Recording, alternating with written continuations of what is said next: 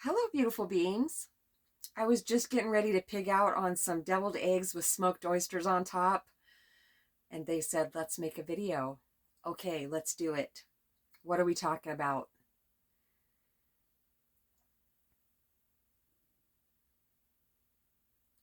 We talk about this a lot, the importance of not reacting, because it is imperative. It is one of the keys to being able to stay present, in presence, in my natural state, with a quiet mind. Since I've lived here at Moonstars on Moonstar's property, every afternoon when I get home, I gather my dishes up and I go in and I wash them in her house. And I took a shower also, and she's taking a nap. And so her grandson is living in the little cabin here on the property, and he doesn't have a bathroom in there. So he came in the house when I was in the other bathroom, and he saw that there was no bathroom to use, and he saw that his grandmother was napping and I was in the other bathroom, and he slammed the door so freaking hard because he was so pissed because there was no bathroom open. He was reacting. And I went right up into my head. I mean, it made me jump. It was so loud. He wanted everybody to know, wanted her to wake up, wanted everybody to know how unfair it was that he didn't have a bathroom to use. So there always seems to be an opportunity for me to practice not becoming unconscious. And if I have my full attention on somebody's behavior like that, I am becoming unconscious. And I caught myself. I was like, "Oh." And the ancient said, "What do you expect? What do you expect from him? He's a very young person. He hasn't had the easiest life. You're expecting much different behavior from him than he is capable of right now." I'm just like, "You're absolutely right, as usual." And so I was able to, I mean, because my mind goes immediately to saying, "Wow, that was really rude." All these, me reacting. So I got done with what I was doing, and I went over to his cabin and I knocked on the door, and he said, "Yeah, just a second." And I was just like, "Oh, okay, stay present, do not react." And he comes to the door and I said, "I'm done with the bathroom." And he's just like, "Oh, okay, thank you." And really nice to me. And I don't care if people are faking being nice to me. I just care that they are actually faking, they're actually being nice to me. so so there, that's all it took. And then I came here and I haven't been thinking about him at all. Got home and nope, that's it. I actually prayed for him. That definitely helped. But see, my part is to not entertain any thoughts about him at all until the dust settles around the reaction that I had from his unconscious behavior, his reaction. So I'm really getting this down. The other thing that's coming in is how imperative it is to trust our own intuition, to not go with, see, I'm very empathic, and so it doesn't matter who I'm talking to. It doesn't matter if they're a complete stranger and they're acting a certain way to me. I can feel how they are really feeling. It's a gift, my friend. It hasn't always felt like that, but it's they're saying it, this gift has enabled me to learn, have to, like, to be forced into learning how to stay present. Because if somebody is talking to me and their words aren't matching what I'm picking up from them, I have the potential to become unconscious because I'm focused on the feelings I'm getting from them and not what they're saying. And so I can perceive people's judgment of me and their disapproval of me in certain situations. And if it's somebody I really care about, I automatically go with how I know that they're actually feeling. But guess what? That person is very unconscious at the time. If they're in their heads judging me, That's unconscious behavior. And that means that they're not in their heart space. And that means I need to have more compassion for them and stay incredibly present and not focus on the feelings that I'm picking up. That's a tough one. I chose all this though for my life. I chose these master classes. I would say that being able to feel what everybody else is feeling, I would say that that's definitely a master class. I used to feel like a victim because of it, because I felt bombarded by everybody's energy all day and yuck. I don't feel as bombarded anymore though. I do have a lot of time by myself, and that just feels imperative. It feels absolutely imperative for my survival. So it's all about me not becoming unconscious, me not reacting. And sometimes that is, if I'm talking to somebody and I feel judgment coming from them, I need to go, oh, I'm feeling judgment from them. And, I'm catching it more and more quickly. So, ancients, just guide my words. Keep guiding my words, please. In a situation like that, when I'm speaking with somebody and I can feel they're coming from their mind towards me and it feels like judgment to me, I just need to stay in presence. And that means not necessarily saying anything at all. That's actually best. I could say something like, oh, really? Or, uh-huh. But not with a uh-huh. Not like that's reacting. So yes, to just stay present. Sometimes, so okay, if I'm just staying present and trying not to react, my mind doesn't like the feeling of just letting it hang out there, whatever that person has said. It feels like I need to fill that space with something because it feels like an uncomfortably energetically charged, uncomfortable space. And so I want to soothe that somehow or make it feel better. I just need to let it absorb into presence and stay. And the most important thing I could possibly do for myself or that person is to dive deeply into presence. The other day, it's not funny. I mean, it is funny now because I got my butt kicked, but I felt like I was doing the very best I could because I was emotionally charged. And so, and I thought this other person, I thought it was plainly obvious what I was so annoyed about. But I was going to react. If I said something, I felt like I was going to, yeah, react, say something snotty or get angry. That was it. I was trying not to get angry. And we were on a walk together. And so what I chose to do was, what I thought I was choosing to do was I thought I was choosing to stay present. But it was cold. It was the silent treatment they're saying. But it was a struggle inside myself because I felt really really frustrated, and I had been feeling frustrated about things that were coming up, but I wasn't, and I tried to address it at one point, but yeah, it was kind of like I was unconscious around certain things, and it got really confusing because I didn't want to react and get angry with this person because I said many months ago now, I will never ever become unconscious like that with you again and say angry things or even get super frustrated with this person. No, it just feels way too bad. And so I stayed quiet, and that was hurting this person worse than if I would have spoke up and said what was really bothering me, even if it came out angrily. And that was a rough lesson, but it was a beautiful lesson because staying present shouldn't hurt people. It may make them feel uncomfortable, but that's not my intention. Staying present should feel peaceful to me, even if it does feel a little awkward and uncomfortable. But I still felt incredibly angry and not incredibly angry, but frustrated. And yeah, there was anger there too. And this person didn't have a clue why I had went silent on her. Not a clue. And I felt really, really bad for that. I was just like, please forgive me.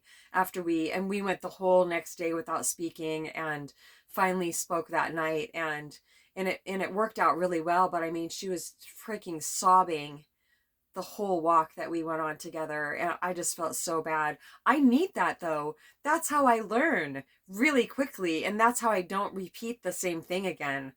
Oh, thank goodness she did forgive me, and we hugged several times, and we were able to talk about it at length. And yeah, so seriously, I will not do that again.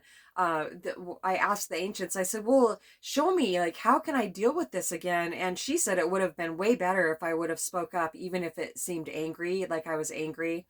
And so, if I'm, oh, so what I got to actually when we were still on our walk, I said, well, ancients, how can I deal with this differently? And so they took me way back, like 4 or 5 days before that eruption in myself. Things were building in me, and I just needed to sit down and have a talk with her about what kept coming up for me, and that would have avoided the whole thing. So it's live and learn. It really is, and I'm blessed with amazing people in my life that give me the grace to learn these really, really tough lessons. Yeah, I'm so grateful. Uh, so grateful for that. Some people have left my life as I've went through this ascension process, because as I've been learning my lessons and shedding the unnecessary personal identity, it's just basically just pushed them out of my life because I was too annoying, or got angry with them, whatever. I'm not saying that I've always had a bad temper, but through this ascension process, there definitely can be angry moments. Anger, they're saying it's more like a fire inside in certain situations I've been in, to where I had went my whole life not speaking up for myself in certain situations, and then all of a sudden there came the moment where I have to speak up for myself in this moment, and it came out in anger, and it was appropriate for that time. I'm seeing that now, and these people were supposed to leave my life, and then the ones that aren't won't. But I do not take that for granted. No, not at all. So it's really, really, really important. And it is a process to learn how to trust our own intuition, and trust what's coming through from the divine and from our guides. It's quite a process. And so it could be very easy if somebody came along and they don't believe that you're getting what you're actually getting, that you're hearing what you're actually hearing, that you're getting downloads from the divine, that you're getting telepathic communication from other people. It's okay if they don't understand that, and it's imperative that we do not listen to, become unconscious around knowing, feeling, and knowing that people don't understand, or even don't agree with, or they're judging us as far as being able to hear the things that are coming in so clearly. It's okay if they don't understand. It's totally okay. But what's not okay is becoming unconscious. And I mean, that's okay too. It's just part of the lesson. But becoming unconscious and totally going with, well, yeah, maybe all these years I haven't been hearing it right. Maybe, all of that's a absolute soul eater right there. And I went through that a little while ago, and the ancient said, what feels the worst about what you're going through right now? And I said, it's feeling like I've been wrong all these years, that I haven't been hearing you, so clearly, and I haven't been getting telepathic communication from certain people in my life, or not in my life. Doubting myself, that's the thing that hurt the worst. And I don't have to doubt myself. And I spoke to a dear friend about it, and she mentioned that she gave me an example of things that were going on in her life, with well, her twin. And she said, well, remember, you completely called this, like, you called this information came through for you about this situation, and it turned out to be absolutely 100% spot on. And I was just like, oh my gosh, thank you. That's so true. I needed to hear that so bad. And I like, whoop, slipped back down into my body, into presence. And sometimes it seems like when I'm in I've gone up into my head, it seems like this trap door has closed and I can't get back down in my body. That's just fear. They're saying that's just fear. So I just need to accept what's happening at the moment, that, okay, I've become unconscious, but I'm actually aware and conscious of the fact that I've become unconscious. The more I relax into it, the easier it is to get back down into my body. When I had my awakening experience with Mooji that day, he was my absolute lifeline, because it was so easy for me to become unconscious again, and it felt like there was no way back down into my body, back into presence. But all I would have to do is listen to him for a few minutes, and he would remind me of how to be back into my own natural state. Oh, the hardest part, I would say, of this whole ascension process, since I had the awakening experience that day, has been on the fourth day of the awakening. And my mind came back to burn off like a tsunami. And I was absolutely terrified, because for 3 days I had no mind at all. And that was after so many years of being tortured by my mind on a daily basis. I really felt like I had like completely woke up for good, and that was it. That was it for the rest of my life. I was just going to walk around with a quiet mind and feel super peaceful, and I mean, the ultimate peace in this physical form. But no, that's not how it worked in my life. Some people it has happened that way with. They have the awakening experience and their whole psychological mind collapses and they are in presence. Eckhart is the one definitely coming to mind. He did have to go through a process of some deconstruction of his mind, but he has remained definitely more presence than person since his awakening experience. And yeah, but so on the fourth day, I woke up that morning and my mind was busy, and I was terrified because I thought I had lost it. I hadn't fully realized at that time that it is me. It's my own true nature. It's consciousness, the divine expressing through this physical form. And I always point to the chest area because that's where I feel the expansiveness of it. When I access presence again, that's where I feel it in my physical form. Even though when I'm like right now just acknowledging presence, my whole physical form is in it. On the fourth day of my awakening, I hadn't watched any Papaji videos. I had seen that he had videos, but I was just clinging to Mooji. And so I say clinging, even though my mind was quiet, I was still, I still had some fear, I guess, even though I didn't realize it at the time. I had fear of losing what I had been blessed with. And so it was continuous. I was watching Mooji continually.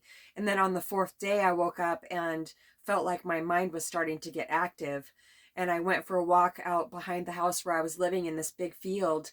And I was turning to come back to the house. And all of a sudden, Papaji came to me right as I was turning. And he was like a half of my body. He was a part of my body. And I looked up at him. I stopped. He was right there. And I looked up at him. And I didn't know anything about Papaji. I didn't know he was an unusually tall Indian man. I knew nothing about him. And so I don't even know if I knew that Papaji was Mooji's master or not. If he's the one because that's who Mooji woke up with, was Papaji. And so he looked down at me and he said, "Your name is Mama G. You will help millions of people." I was just like, really? Really? And then he was gone. He disappeared. And I just stood there. I just stood there and I felt like I just didn't even feel like I had a body anymore. It was absolutely amazing. I can feel it right now. So beautiful. What a gift. And that's why Papa G came to me on that fourth day, is because my mind was starting to pick up speed so it could burn off. And I already had a fire in my solar plexus from the day that I woke up with, well, I had the awakening experience with Mooji. A fire erupted in my solar plex area. And it's it's the fire of grace, and there to help burn away who I'm not. And I say the awakening experience. I used to say the awakening, but we are already awake. We've just forgot from lifetimes of unconsciousness. And so the awakening experience is one of, oh yeah, this is who I am. Not this physical form. When I was waking up with Mooji, when I was having that experience, the only thought that was really coming through my mind was, oh yeah, I never have been this person. Oh my gosh. And I mean, just the sheer elation of it was, and moments before I had that the experience, I was laughing and crying, and I felt so angry. And yeah, it was absolutely amazing. And then a complete collapse of the psychological mind that I had felt tortured by my whole life, lifetimes, they're saying, really. And so yeah, it's just, what a gift. So it's really, really imperative to trust what's coming in. Through the process, we can't trust everything that's coming in, but after a while, a lot of practice, I was able to start telling the difference between, what my mind was trying to tell me, and what just flows in from the divine, and my intuition. And well, it's all the same to me and the ancients. It just takes practice, and it really helps to have a guide. And I've had many of those, specifically on YouTube. Eckhart Tolle, he really has helped me learn how to trust my intuition, which is hearing the guides, the divine, and the ancients.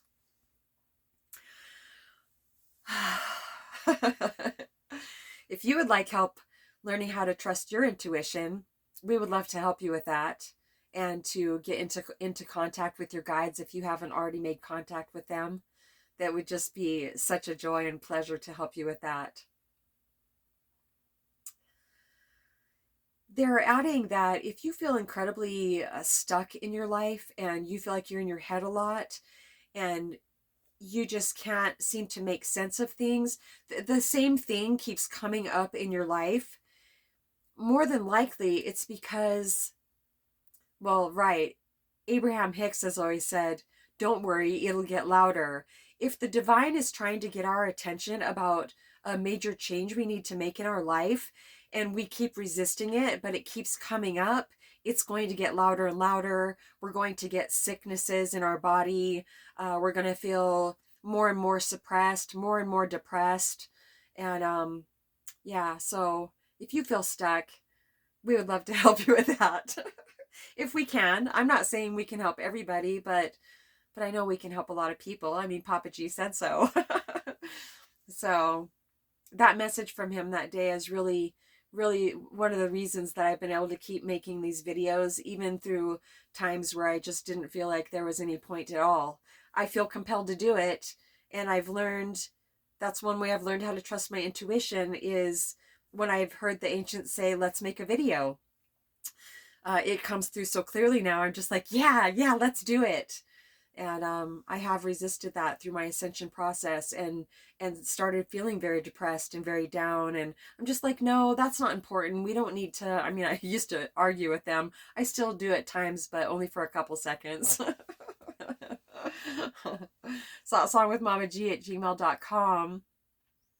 I got 2 new subscribers. Oh my gosh, I have 107 subscribers now. Thank you so much. It's so exciting.